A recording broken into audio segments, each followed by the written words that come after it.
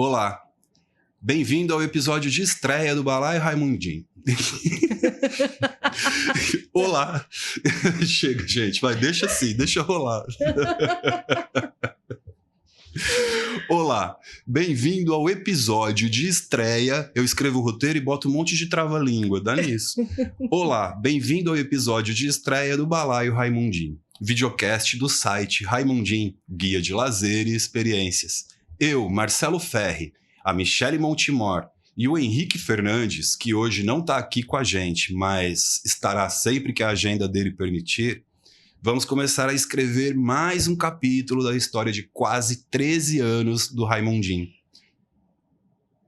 A cada episódio do Balaio Raimundim, nós teremos um convidado para conversar sobre temas variados. Além disso, trazer também conteúdos que fazem o tempo livre valer ainda mais a pena.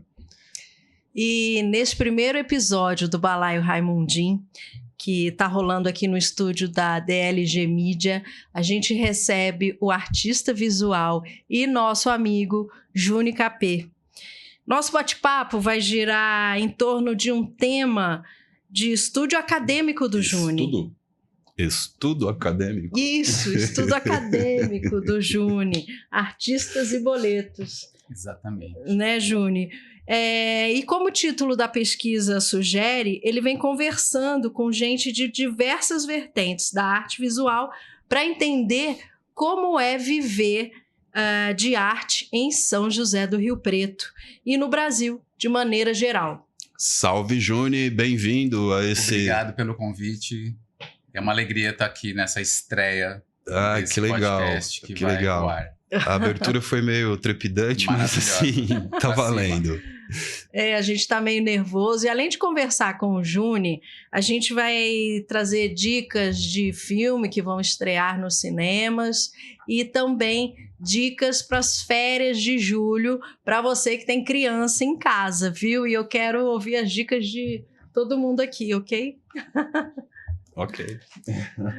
Vamos começar com o nosso bate-papo com o Juni? Vamos. Antes de mais nada, Juni, eu queria que você se apresentasse para o nosso público e falasse um pouquinho do seu trabalho, Artistas e Boleto. Sim. Então, olá, eu sou Juni Capê, estou em Rio Preto há 31 anos. Bastante. E... carreira de 35 anos, 36 anos. Eu vim aqui para fazer graduação na Unesp e cá estou, 30 anos depois. O Juni tem 26, tá, gente? É que assim, a arte nasceu antes dele, assim. É a arte dele nasceu antes dele. Antes de mim. A minha carreira é maior do que a minha vida, a minha idade. E eu fui me ver artista aqui em Rio Preto. Então, essa relação com as artes visuais eu vou aprender fazendo aqui, né? Graças àquela primeira obra da Camisinha na Caixa d'Água. Nossa. Né? Que tem eu gosto dela porque ela tem um recall muito forte, todo mundo lembra dela. Você cita e fala, nossa, eu lembro, eu passei, eu fui, eu vi. Então essa obra me fez falar, peraí, acho que eu sou artista, eu vou ser artista para além do grafite. Sim. Porque eu começo no grafite. Né? Eu começo na pichação, a pichação me leva para o grafite, e aqui em Rio Preto eu vou me entender como artista visual, artista contemporâneo. Né? Não amarrado a uma só linguagem. Sim. Você lembrou de algo que, assim, eu lembro que foi para os jornais, essa intervenção que você fez, né? De que ano que é essa? 96. Nossa. 96. A gente vivia um período de... Nossa, eu estava saindo do colegial. Não sei nem como chama hoje. Era um período... Ensino médio. Ensino médio. Um período de necessidade de conscientização sobre o sexo seguro, né? Exatamente. Era uma década que era muito importante. Era vinculado a isso. Era vinculado ao 1º de dezembro, que era o Dia Mundial da Conscientização à AIDS. Né? Então, a gente ainda precisava de uma data para falar dos temas. Então, atrelado a isso, havia uma campanha, ações, e em parceria do SESC, né? O SESC viabilizou o material e a obra. E aí e essa obra também me mostrou como produzir. Que eu que fui atrás de todas as demandas necessárias para produzir a obra. De todo o processo, permissões, ofícios. Então, olhando hoje, eu falo, olha aqui, essa obra foi uma escolinha de produção cultural. né? Porque eu que conversei com o diretor permitiu, o vice-diretor permitiu, o bombeiro cedeu o caminhão mais giros para... Né? Hoje você loca um caminhão, né? Um guindaste. O cedeu e foi montando. Então, é uma obra que me marca. E, a partir daí, uma série de experimentações e produções, e eu vou me vendo cada vez mais como artista, até se assumir, né? Até uma hora que você fala, o que você é? Eu sou artista. Que é difícil isso, você não chega uma hora que você... Eu fiquei experimentando um bom tempo, eu sou grafiteiro, artista, multi-artista. Se olhar o clipping, cada ano ali no começo eu ficava tentando me nomear e Sim, mas eu acho entender. que eu vejo que essa nomenclatura artista visual contempla tudo isso. Agora né? sim, eu me sinto... Às vezes até artista, e agora artista visual, acho que é o E, que Júnior, mais... quando rolou quando você percebeu que você era um artista? Quando foi? Então, foi logo aí, já na década de 90 ainda. Até Foi 98. Foi nessas primeiras obras, e quando eu começo a ter ideias, criar ideias, e essas ideias serem acolhidas, né? Principalmente pelo Sesc. Acho que já é década de 90, para quem estava aqui, via como o Sesc efervescia com a cena local, o diálogo, o olhar para o artista local. Principalmente em visuais. Hoje o visuais está muito distanciado, o local, né? Porque vem Bienal, vem Vídeo Brasil, então o artista visual ele fica meio ilhado, assim, tanto no privado como no poder público. Então, talvez essa demanda e esse constante trabalho, eu fui produzindo, eu falei, então, eu sou artista. E eu estava fazendo graduação, então eu não estava exercendo uma profissão ainda. Então, é ali que eu já me vi, e importante o público também entender, remunerado. A semente dessa pesquisa já estava acontecendo aí. Então, desde sempre, a minha relação com a cultura é remunerada. Então, sempre para mim foi um trabalho. Desde a pichação, desde lá dos grafites em Santos. Então, isso é fundamental para mim, entender. Não é um hobby, não é um favor, não é uma troca, é trabalho. Você faz e recebe por isso. E agora você está chegando num ponto que a gente ia abordar inevitavelmente, né? Que é esse preconceito que rola hoje em torno da arte. Sim. Né? O Brasil nunca foi... O Brasil sempre foi uma potência artística, porém, né, o grande público consome... Enfim, consome bastante coisa, mas... Né, enfim, é tudo... E assim, como é viver da arte? Como é vencer esse preconceito? Como é convencer as pessoas de que a arte é profissão? E que, sabe? Complicado. É uma constante explicação, que você vai ficando mais velho, né, aos meus 26 anos, e você vai meio que botando no automático e modulando. Tipo, é tão natural para você que você não espera mais o resultado, ou a resposta, ou a aprovação do outro. Então, essa constância da produção, até hoje eu estava conversando com um amigo que é isso, é uma constante. Você começa está terminando esse, você tem que pensar no próximo. Porque uma das características da profissão do artista é a precariedade. Você não sabe, você não tem certeza. A incerteza, a precariedade e a intermitência. Isso, ora tem, ora não tem. São características imanentes da classe artística em qualquer país do planeta, do ser artista. Sim. Então, essas características te levam a um constante estado de alerta e constante preocupação com que um CLT não tem. Que lá no inconsciente dele fala, tô tranquilo, eu venho aqui das 8 às 5, é isso. Né? No modo geral, lá no fundo do cérebro dele, ele bate lá das 8 às 5, tranquilo, estou estável. Né? E a nossa vida não. Diante dessa situação, você nunca pensou em partir para outra, em desistir? Já. Não quero mais fazer isso. Não, já. Ou levar como levar segunda... paralelo. A multiplicidade é outra característica. Então, essas 3 primeiras que são a base, levam à multiplicidade. Então, o que a pesquisa me disse foi isso. Se você não vive só de arte, 100% da sua produção, o que você faz? Com o que você... Quais são as outras coisas? 2 possibilidades. Outras coisas vinculadas à cultura e arte, ou fora do mundo da cultura e arte. É isso que eu ia te perguntar. Vamos abrir a porta desse multiverso em que Exato. o Juni jogou tudo pro alto e falou, isso aqui vai ser meu hobby agora. O que seria o Juni? Um contador? Um vendedor de seguro? Um corretor de imóveis? Não, eu dei sorte. Eu gosto de falar que de experiência de trabalho, eu brinco, né? Que eu já fui o Google humano do Diário da Região. Sim. Criaram um cargo pesquisador de internet. Que loucura, Em né? 97, 98. Que loucura. Pesquisem aí, Diário, onde eu trabalhei para vocês. 97, 98, eu trabalhava na redação. Sim. Os repórteres, os jornalistas, falavam o assunto e eu pesquisava, literalmente. Mas por que isso? Porque as pessoas não sabiam? Não sabiam, era uma novidade. A web era uma novidade para os profissionais. E eu tinha um grande... Na faculdade, eu tive a felicidade de ter contato com a web assim que eu entrei, em 95. Certo. Então, eu já tinha 2 anos de experiência com web. E eu amava mesmo. Eu sabia de todos os buscadores. Sabia que naquela época os buscadores eram específicos. E qual você usava? KD? Não, antes, o Webcrawler, o Alta Vista. Ah, sim. Né, o Webcrawler, o Alta Vista. E tinha os buscadores específicos para pesquisa de ciência, música, o AllMusic, que era o de música. Então, realmente... Só que, ao mesmo tempo que eu tinha o expertise e não se explicava, aquilo era... bizarro, tô Não, mas assim, gente, olha... não precisa mais de você. Sim. Obviamente, porque o negócio tá lá, é só você digitar, é empírico, né? Sim, você pratica e entende. Aí você não para de pedir pro outro fazer. Exato. E hoje você tem esse gosto ainda pela Amo web. Eu amo, mesmo com as redes sociais, que a nossa vida mudou, a gente já via um mundo antes da internet. Sim. A gente presenciou esse mundo depois da internet. E aí, estando na internet, um mundo antes das redes sociais, 2008. Sim, que a gente presenciou também, e depois de né? 2008.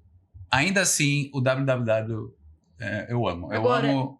E mesmo o início das redes sociais era ainda... Era saudável, né? Era algo legal. Agora, uma troca. Sim, uma troca. Inevitável não perguntar para você sobre isso. Sim. Seu trampo e inteligência artificial. Sim. IA. Né? Já que a gente está falando sobre internet, sobre arte visual, né? Como que você vê isso tudo que está rolando hoje? De experiência própria, quando saiu, né, uns 2 anos, começou o Oba-Oba, eu falei, vamos lá experimentar. Os de imagem. Sim. Acho que era o Stable Diffusion, que era um de imagem. Eu fui lá, eram umas coisas bizarras, os 6 dedos, 7 dedos. Falei, tá... que ainda acessava pelo Discord, né? Eu acho que eles acessam pelo Discord, o Stable Diffusion. Só que é coisa tão rápida que já está 10, 15 vezes mais eficiente, né? Tem DaVinci, já tem outras inteligências que vão para esse caminho, que dão soluções para a imagem. Então, da minha experiência, nunca me pegou. Não fiquei brincando, nunca me dediquei muito. Nos últimos meses, eu comecei a olhar para o texto. Então, eu falei, tá todo mundo falando, usando, os colegas usando, então vamos ver, né? O que é. Ainda mais no mundo, outra característica a gente vai sempre tricotando aqui. Da parte do artista é a disputa. Constante disputa. Que também não é só do artista. Todo mundo está disputando o tempo todo, né? Sim. Um dos teóricos da minha pesquisa é o Bourdieu, Pierre Bourdieu, que cria essa teoria dos planos, dos campos. Campos de disputa. O tempo todo você está disputando alguma coisa com alguém. Seja na sua casa, família, seja no amplo núcleo familiar, seja no trabalho, seja na padaria, na rua. Então, o que eu mapeei foi o campo das artes. Então, quem que está disputando nesse campo? E essa disputa é constante e os artistas começaram a usar a ferramenta de IA nas escritas dos projetos. Falaram, então vamos lá ver como é que é. E aí eu experimentei o ChatGPT e agora o Claude. Né? Tem o Claude agora para... Não sei se é comigo, mas eu ainda não... Talvez eu ainda não esteja sabendo usar. Porque eu não consegui falar assim, faz para mim. Sabe, eu pego meu texto, jogo lá, que pode melhorar? A linguagem ali. Eu não sei falar assim, ó, escreve para mim uma conversa, tal projeto. Primeiro, né? Então eu peço para ele fazer ajustes. Sim. Talvez o lugar dele seja para isso, para fazer coisas mecânicas. Sim. Levantar, tabular dados. Deixa eu só. Eu já fiz essa experiência, tá? Botei um texto lá, melhora isso para mim. Aí ele melhorou. Eu copiei e colei o texto para ele mesmo. No prompt de novo, falei, melhora isso para mim. Ele não para de melhorar o negócio, entendeu? É isso. Então, assim... Armadilhas. Sim. Sabe? Calma lá. Não é confiável. Quando você escreve, não é confiável. Você, quando você escreve o seu texto...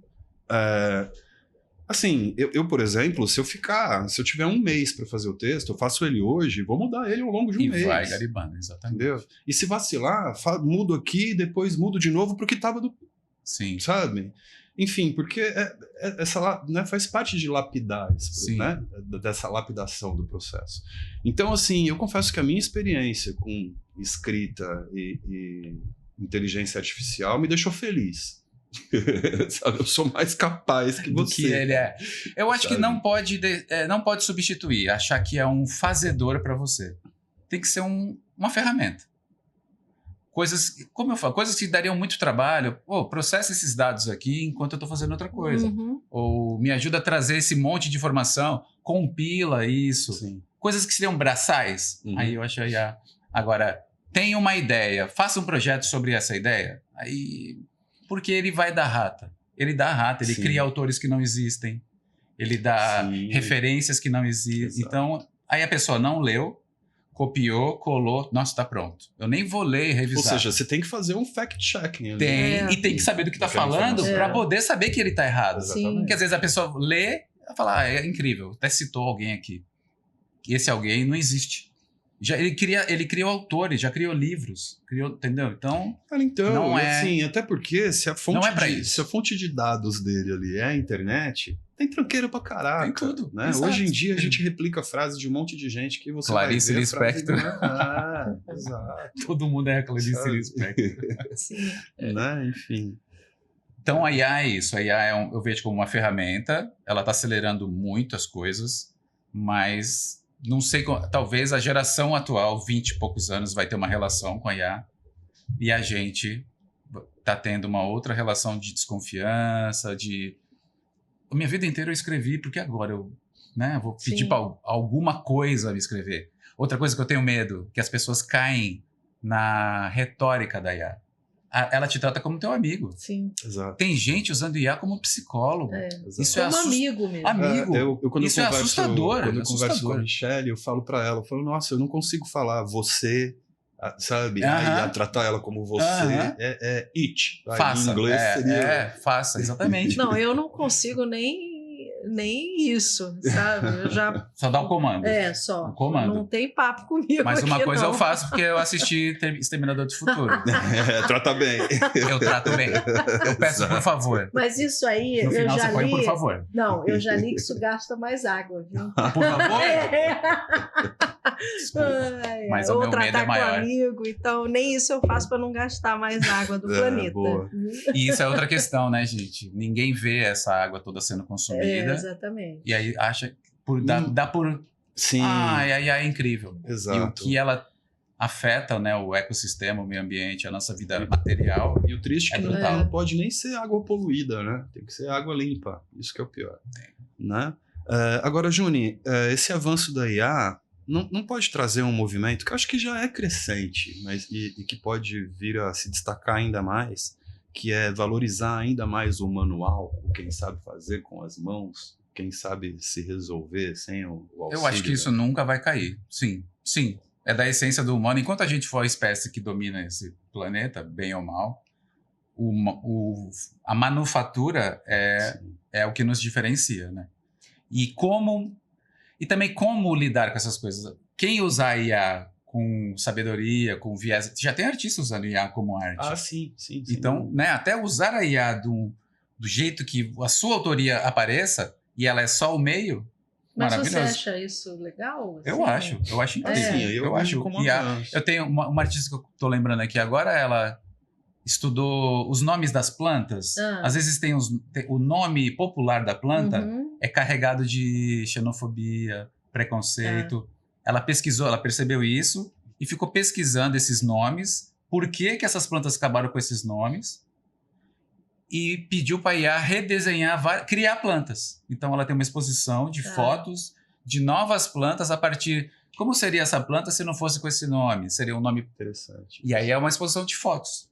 Isso não é só planta, né? Tem então não é bicho. sobre a planta. Sim. É sobre nomenclatura, cultura popular, xenofobia, o que carrega a dar esse nome que leva a maldizer alguém. E talvez ela não conseguiria fazer esse trabalho sem a ajuda exatamente, da IA. A partir dessa ferramenta, eu crio uma nova visão. Aí é fabuloso. Isso com artistas que usam com a IA para matemática, música, trabalham com luz, trabalham com números, isso funciona muito, porque é uma arte a partir, né, de dados, algoritmos. Então é transformar esses zeros e em algo visual, colorido, ou tinta, ou cor. Aí eu acho incrível. Sim. Tá. Mas, cara, vamos voltar um pouco ao tema da sua pesquisa. Isso é uma tese sua? É uma dissertação. Uma dissertação de mestrado. Sim. E você tem conversado muito com artistas, como a gente disse, de diversas vertentes. Foi. E só aqui de Rio Preto?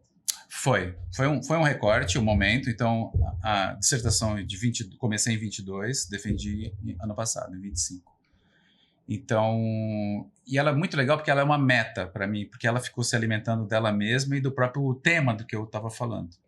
Então, a gente organizou a pesquisa vamos falar de Rio Preto, cidade. Sim. Vamos entender que tem um campo das artes aqui e comprovar que tem esse campo. Dentro do campo da cultura de Rio Preto, tem um campo de artes visuais, e aí eu vou estudar esse campo das artes visuais. Então, eu estudo só artes visuais, né? Porque senão ficaria muito grande. Falar de dança, de teatro, né? Ia ficar muito complexo e aí não dá tempo. Uma dissertação de mestrado é 2 anos só. Então, primeira coisa, organizar o corpus e definir o corpus, para você não cair em armadilhas e não dar conta daquilo. Então, eu estudei os artistas visuais de Rio Preto.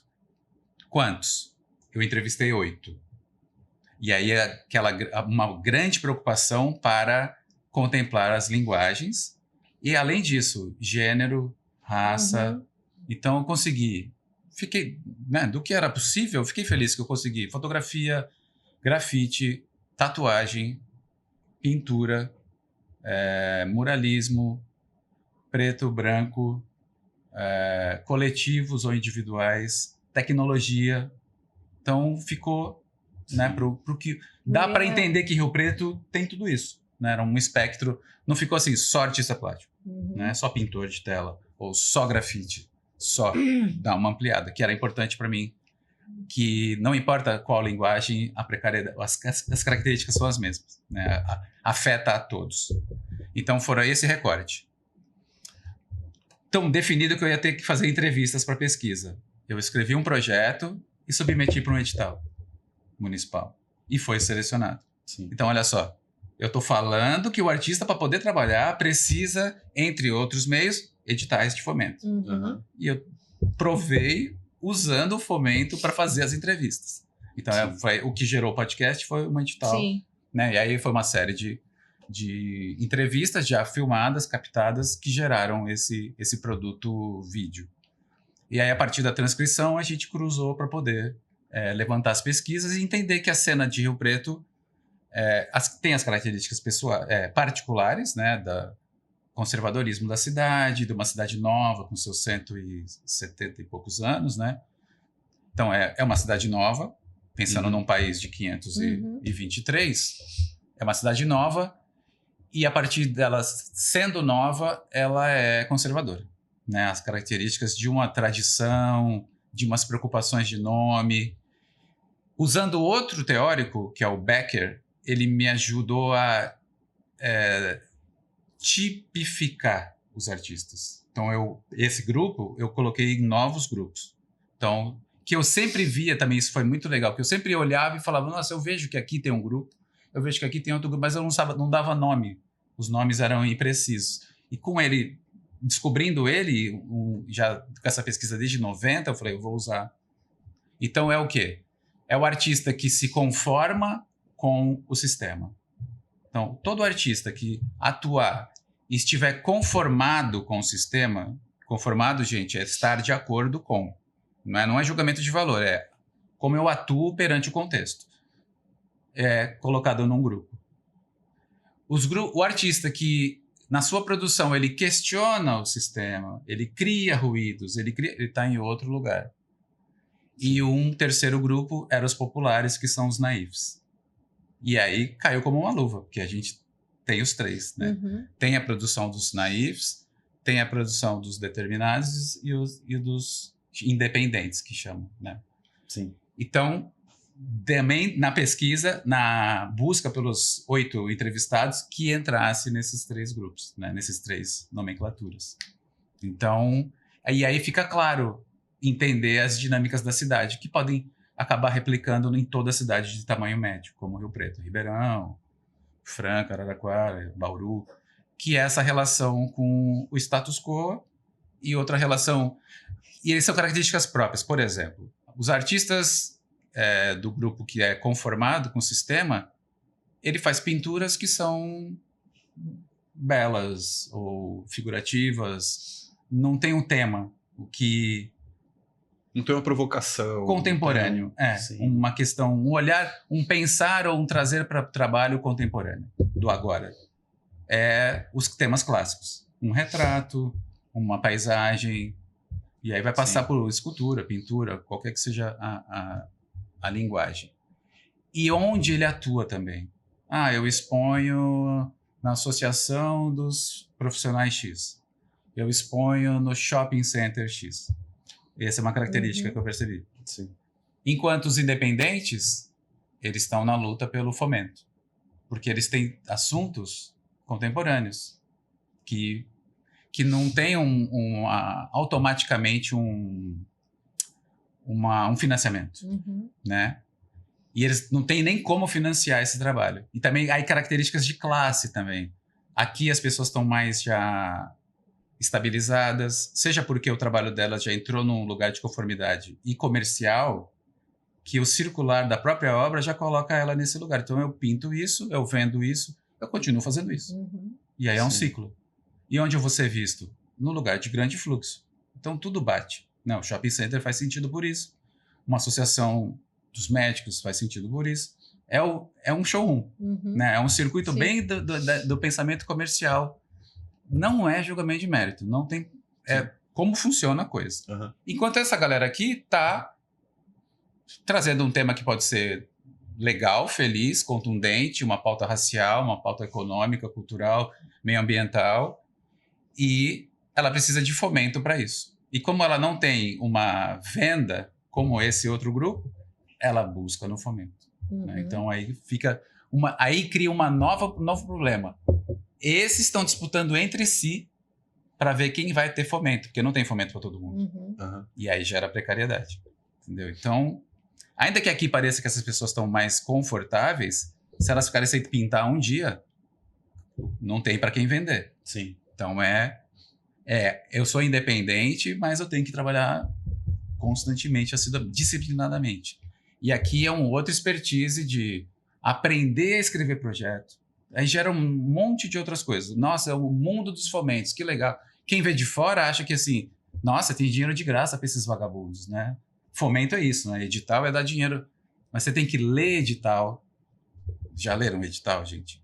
Prestação de contas. Não, entender o edital. Né? Antes. Sim. É abrir o documento e ler e entender o que está sendo pedido. Uhum. A partir disso, responder tudo que estão pedindo ali e explicar o seu projeto. Sim. Fui selecionado. Aí você vai ser testado e provado até o fim. Documentação tem que estar à risca. Se você não tem todas as suas CNDs, você não é aprovado. Tá, o que é a CND? Só pra... Certidões negativas. Sim. Não é? Então, olha só, o artista, na verdade, é uma das pessoas mais idôneas que ganha edital do Brasil. Porque se ele tiver algo devendo, né? Sim. Municipal, estadual, federal, não emite a certidão e não tem a habilitação. Então, olha só, isso as pessoas não enxergam, não percebem, né? Sim. Que eu tenho que estar idôneo com todos os meus impostos. Então, artista é pagador de imposto, olha lá. Por quê? Porque ele entende que o sistema do fomento é o próprio imposto que está voltando entre, né, todos os elementos de uma república para a cultura. Sim. As pessoas ainda têm essa visão, né, de que trabalho é aquela coisa do picar cartão, Exato, né, exato. Dos 8 enfim, a não 5. consegue. O jornalismo mesmo, sabe, né, é algo que as pessoas custam a entender às vezes. Né? Mas, então você fica lá ligando para os outros? Não, até mesmo o home Escrevendo. office, né? O home Nossa, office o home ainda é office, difícil então. de entender, né? As Você não pessoas trabalha, você entendem. fica em Home casa. office exatamente. E na verdade seu trabalho é até dobrado, Dobrado, ou triplicado. né, Que ele se triplicado, acumula, porque- né? É, Sobrepõe casa, Exato. estar aqui, estar É. ali. é. É brutal. Exato. E como você vê o futuro disso tudo, Juni? Você que já trabalha com isso desde a década de 1990, Desde o século passado. né? Desde o século Uau. passado. O que você vislumbra disso tudo? Olha, eu entendo que é papel do Estado financiar, né, o bem-estar social. Então, primeiro, falar de bem-estar social, educação, saúde e cultura. Né? Isso é o tripé de uma nação forte e sólida. Sim. Dizendo isso em todas as instâncias, não é só na União, não. Tem que ser Estado e município. Uhum. Né, atuar nesses 3 lugares, que são base de uma população. Então, um financiamento e uma dedicação do orçamento séria para esses 3, esse tripé. E criar base, porque você dando base, e sempre o tripé, né, da fruição e da formação. Então, não basta só, financia meu projeto, mas eu também tenho que ter um outro lugar que vamos estimular novas pessoas a entenderem, absorverem ou consumirem arte e, quiçá, serem artistas. Porque é só estando em contato que você pode pensar em ser artista. Uhum. Então, primeiro olha, isso aqui é cultura. Então, fruir cultura. Então, tem que oferecer cultura. Então, é uma rodinha, né, que se retroalimenta. Então, é financiamento real. Por exemplo, Rio Preto. Cadê o 1% da cultura? 1%. Né? 1%. É para começar a discussão, 1%. E aí bate o pé e não vai dar. Não vai dar. Então, se a gestão anterior, que foi centro, e ficou aqui 24 anos, né? Não, 16, 8 e 8. Não aprovou, a atual não vai aprovar. Ela vai fazer questão de não. Por uma questão de birra, né? Ideológica. Então, é a primeira coisa. Para nós aqui, sentirmos municipal 1% para a cultura, financiamento público. Depois, o Estado, dizendo e sabendo que a gente está no Estado de São Paulo. Então, a gente ainda reclama com um imposto brutal, um dinheiro circulando muito grande. Sim. Se você sai do Estado de São Paulo, o artista chora, porque é muito, muito pior. Né? E na escala federal, voltando o Ministério da Cultura e todos os investimentos por exemplo, a PNAB, né? A Política Nacional Aldir Blanc, começa como Lei Aldir Blanc, por conta do estado de calamidade da pandemia. Né? Então, olha só, um grande mal, uma catástrofe mundial, gera um bem de um financiamento de bilhões de reais para a cultura. E aí o genial o dinheiro federal, mas ele cai na mão do secretário da Cultura. Não é mais aquela coisa, o Ministério mandou o dinheiro, e aí não sabe o que vai acontecer. Não, está na mão do secretário da Cultura, o secretário vai ouvir a comunidade e decidir como vai gastar esse dinheiro. Então é um dinheiro federal que realmente chega na ponta, né? Que esse é um dos problemas do dinheiro público. Ele se perde aqui e não chega. Então a PNAB duplicou o investimento de cultura na cidade, né, nos últimos 3 anos. É o segundo, terceiro ano. Então a gente tem pelo menos 5 anos garantidos disso, né, dessa duplicidade de investimento. E para além do fomento, 1% da cultura vai tirar a cultura de Rio Preto do lugar de evento, né, que é uma outra questão.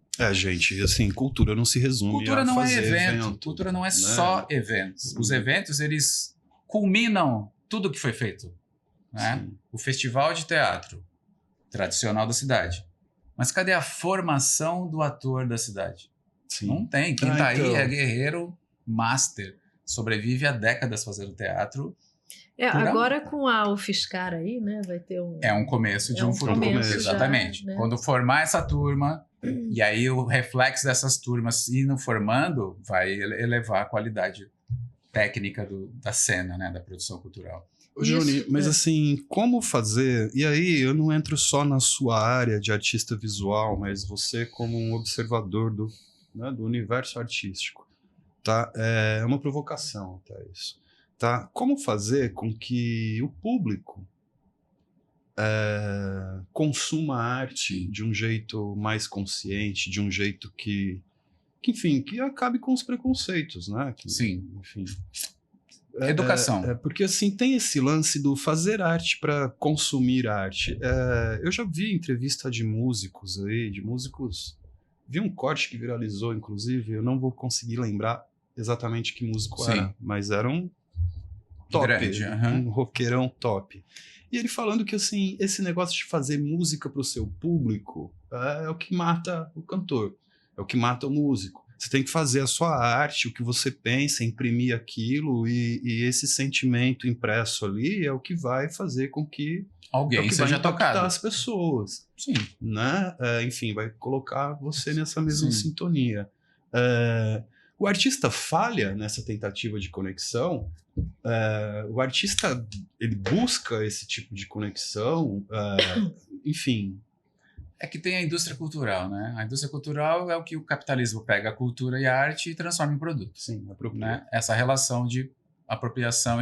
E aí, quando vira produto, é o que eu faço para vender isso, para facilitar isso. Sim. A música é a que mais sofre com isso. Né?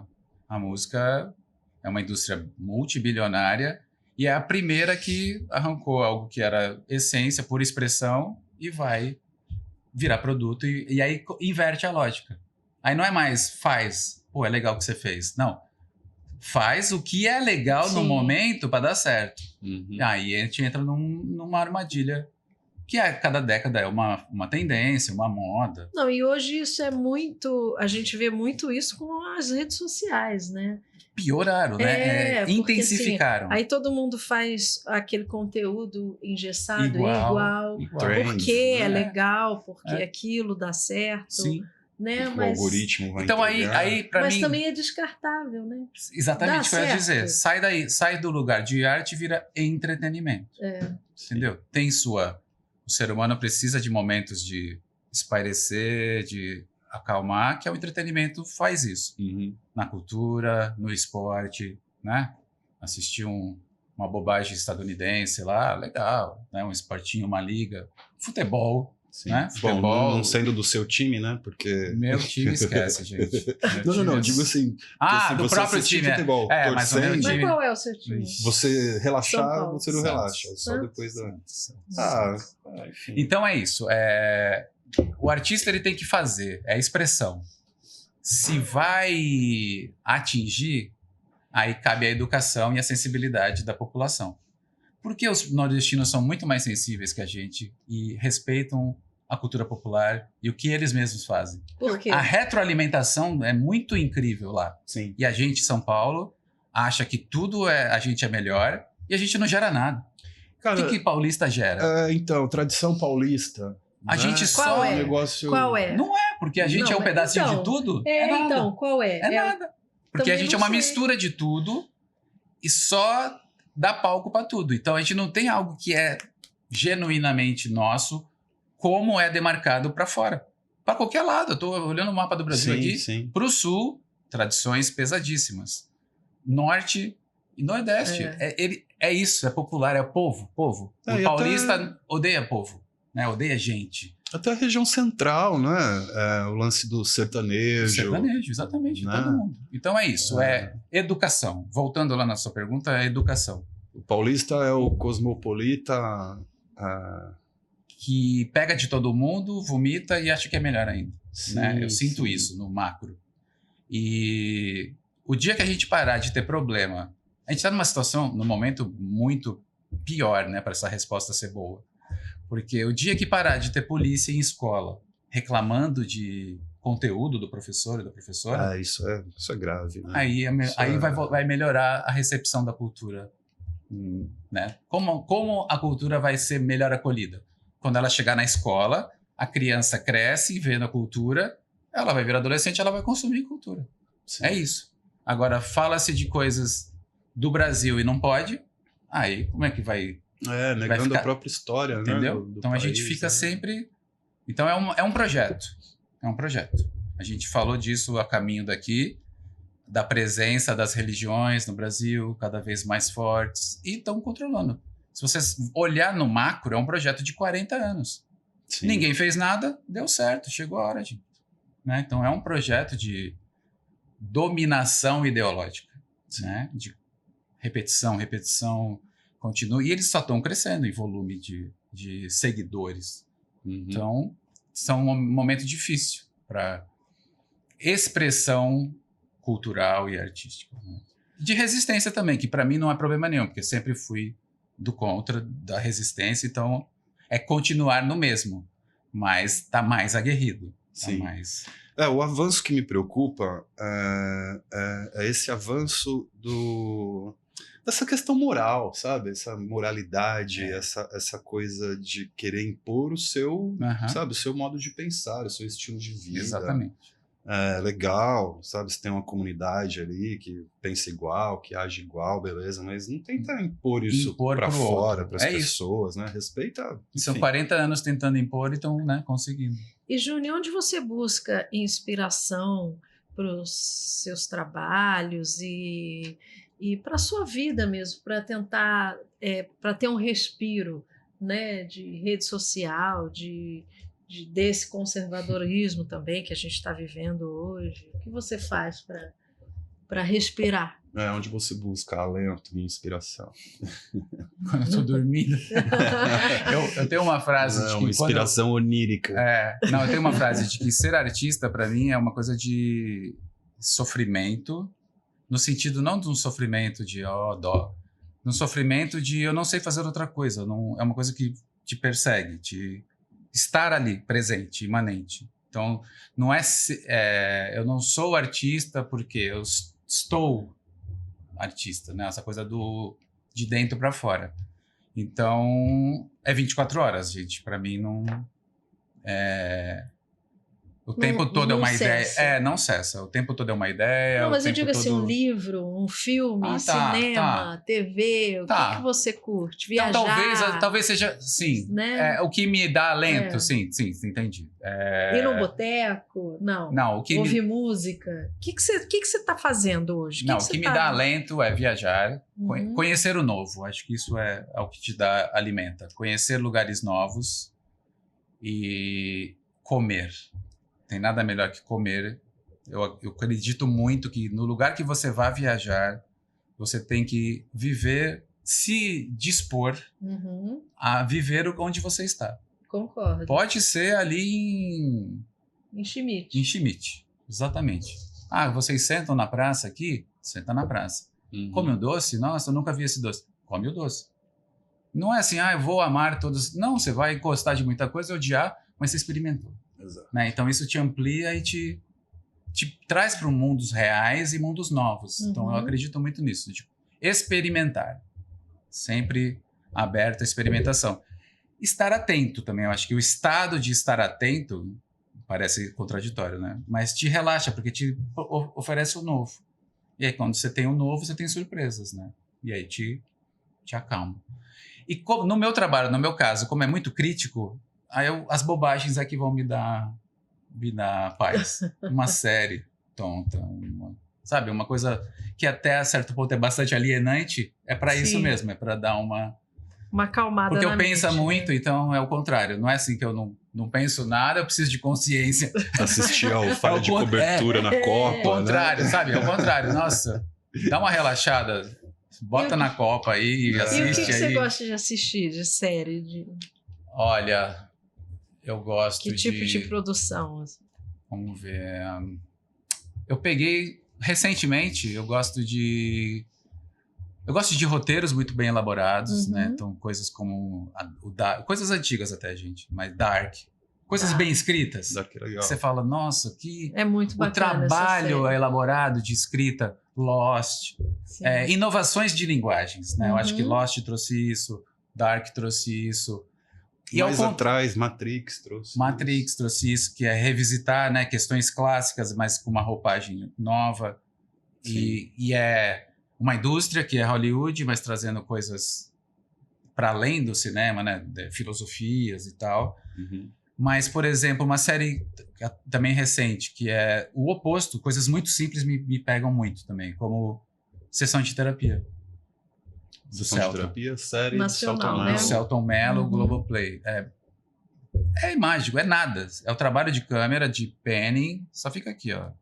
E close. E paciente. Bons diálogos. E aí o segredo tá no diálogo. Sim. Né? Paciente, terapeuta. Só aqui, ó. Close, close, close. Passam traveling. Close. É genial, genial. É a aula de atuação, né? Então, perceber essas nuances, assim. Isso me fala, que bom. Feliz. Isso tudo, né, que você acabou de falar, que a gente está falando de gastronomia, de comida, de viajar, de série, de TV, tudo está incluído na cultura, né? Tudo Exatamente. Faz parte que é a cultura, né? Dessa grande relação de tensão entre cultura e capitalismo, que é essa força, né? Deixa eu ser quietinho, não, deixa você virar produto, deixa eu ser... Mas é um balaião de tudo que a gente produz. Porque cultura é expressão. Né? Expressão. Você exprimiu, um grupo exprimiu, aí já virou uma cultura, um hábito. Legal, Júnior, a gente está chegando no fim desse nosso primeiro bate-papo e antes da gente entrar nas dicas de cinema, a gente vai falar sobre isso rapidinho. Também. É isso que eu queria dizer para o Júnior. Eu queria que o Júnior indicasse, pegar ele de surpresa aqui, indicasse um livro. Aquele livro que, assim... Caraca, já li, reli várias vezes e tô pronto para ler de novo. Eu vou apelar para uma biografia clássica. Eu gosto muito de duas, na verdade, do Marighella. Sim. Olha lá, do Mário muita Magalhães. paz. Mário Magalhães? Do Marighella, isso. Mário Magalhães. E o Malcolm X, a biografia. Essa eu li. A biografia. Sensacional.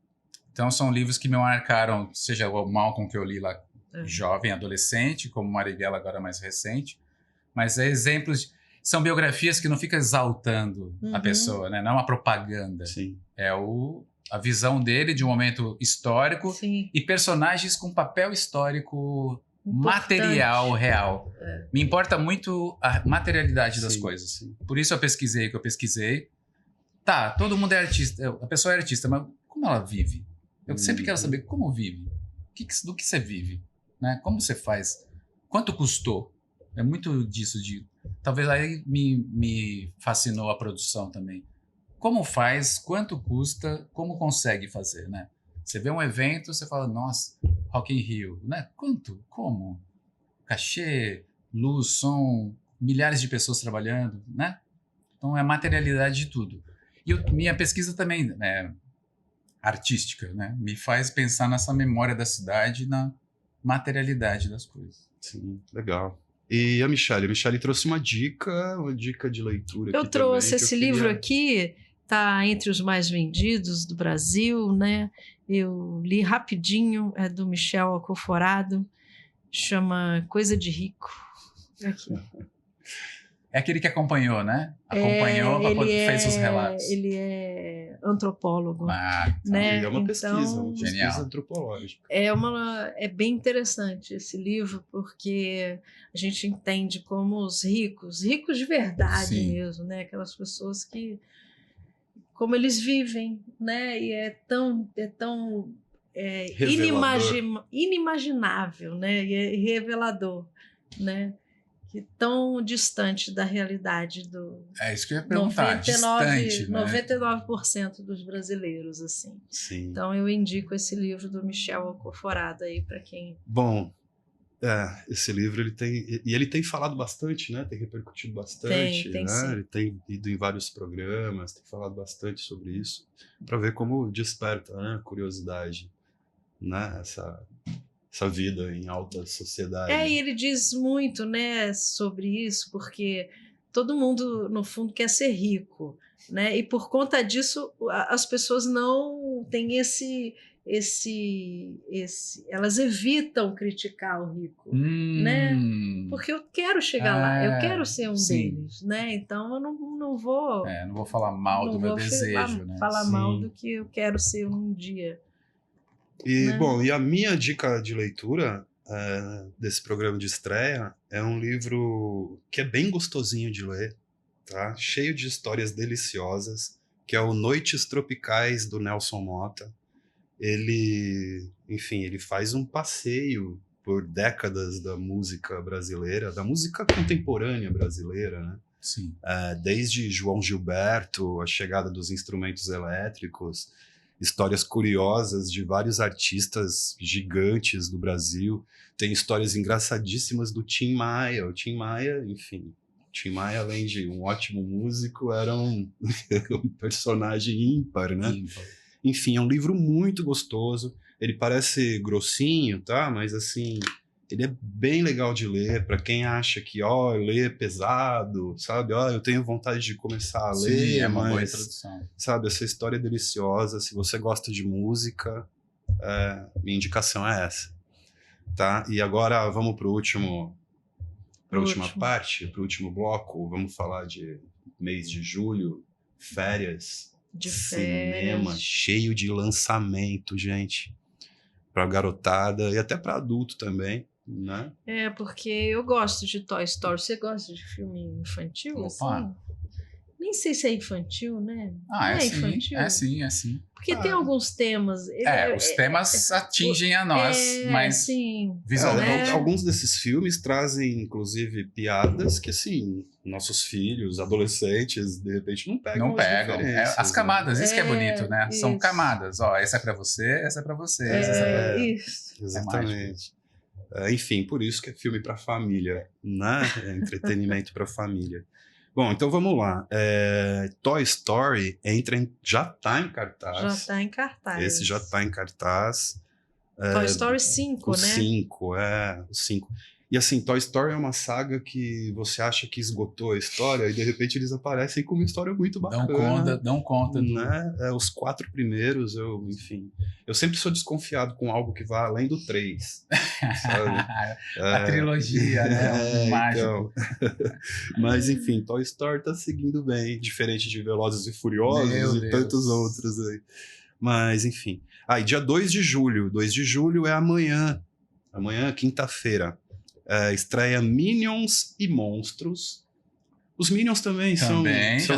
São bem alopradinhos, conseguem arrancar umas risadas. As crianças gostam, né? Sim. A gente também.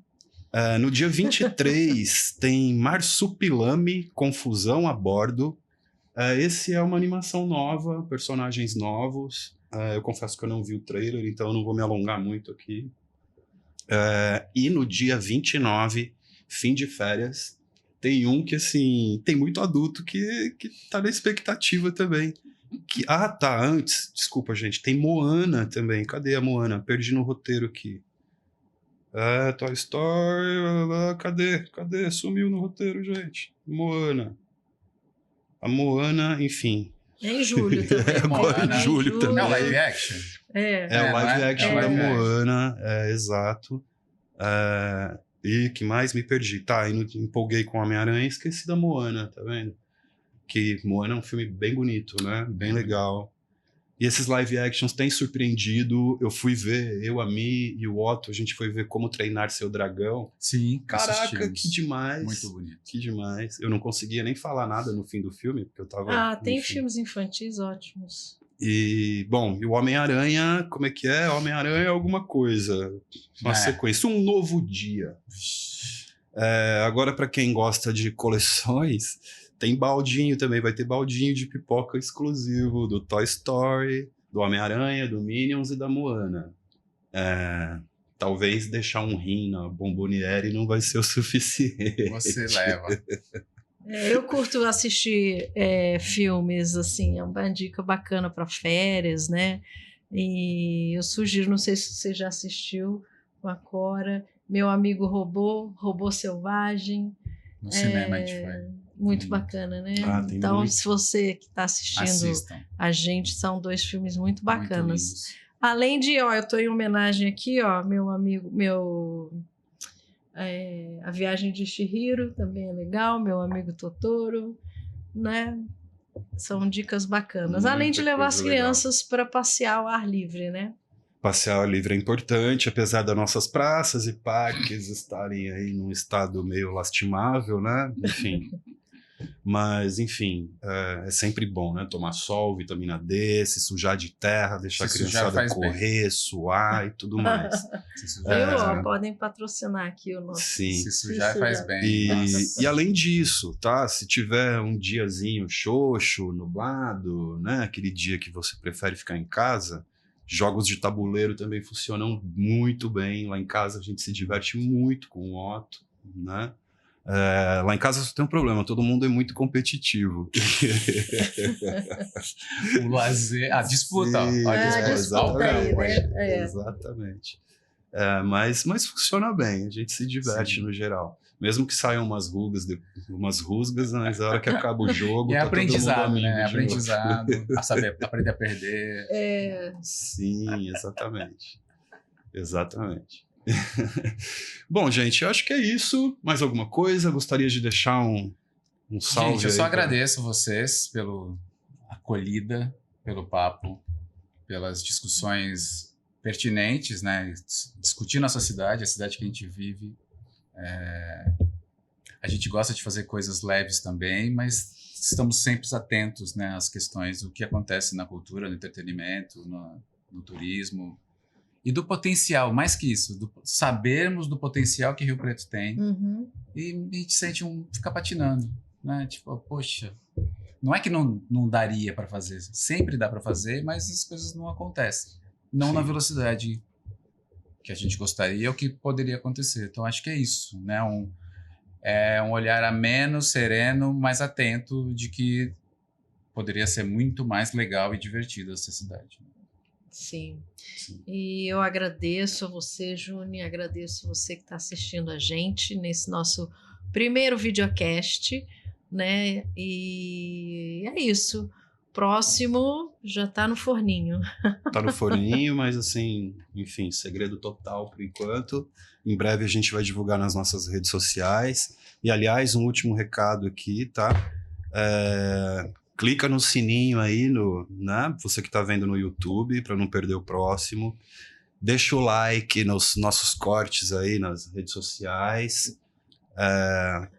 Compartilhe esse nosso conteúdo com quem você gosta. E se você não gostou, compartilha com quem você não gosta. Ajuda também. Ajuda, exatamente. E é isso. Né? É isso. Se você tiver também sugestões de temas, pode mandar para a gente está aberto à sua opinião, ok? Exato. É isso, gente. Tchau, tchau. Até a próxima.